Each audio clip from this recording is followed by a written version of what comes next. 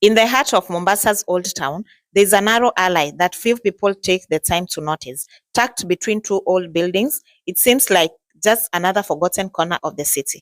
But those who know the area well, locals who've lived here for generations, will tell you something different.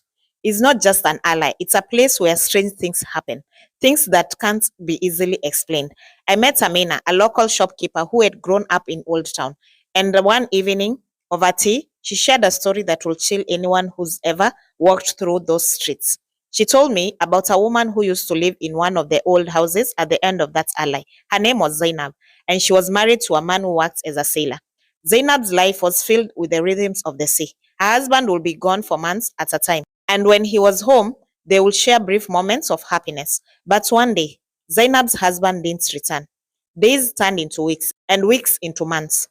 She waited for him, staring out for a window every morning, hoping to catch sight of him, but he never came. A year passed, then two, and Zainab's hope began to turn into despair. Her neighbors say she became a shadow of the woman she once was, pale, withdrawn, and restless. The last time anyone saw her was late one evening, standing by the window, watching the empty street. Then she disappeared. No one knew what happened to Zainab. Some say she wandered into the sea, unable to bear the pain of waiting any longer. Others believe she died in her home, alone, waiting for a husband who will never return. But the strange thing is, ever since that night, people have felt her presence. Amina told me she was just a young girl when she first noticed the strange happenings. It started with soft whispers in the alley, faint voices that no one could place.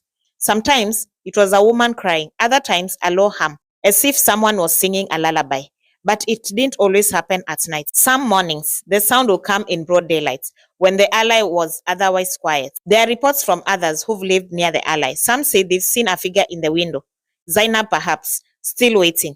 But when they try to get closer, the figure vanishes. Others claim to have felt cold spots in the air, as though a chill had settled in the very walls. And some say they've even seen faint outlines of a woman standing in the shadows, her eyes hollow, staring into the distance, waiting for something or someone that will never come. But it's not just the stories that have people nervous. It's the feeling, the suffocating sense that someone is watching, following you as you walk through the alley. Some claim they've heard footsteps behind them when no one else is around, only to turn and find the street empty. And as for Amina, she doesn't walk down that alley anymore. Not after hearing the whispers on her way home one evening. Whispers that called her name and a sound of someone crying softly in the distance. Sometimes the past doesn't stay buried. It finds a way to remind you it's still there.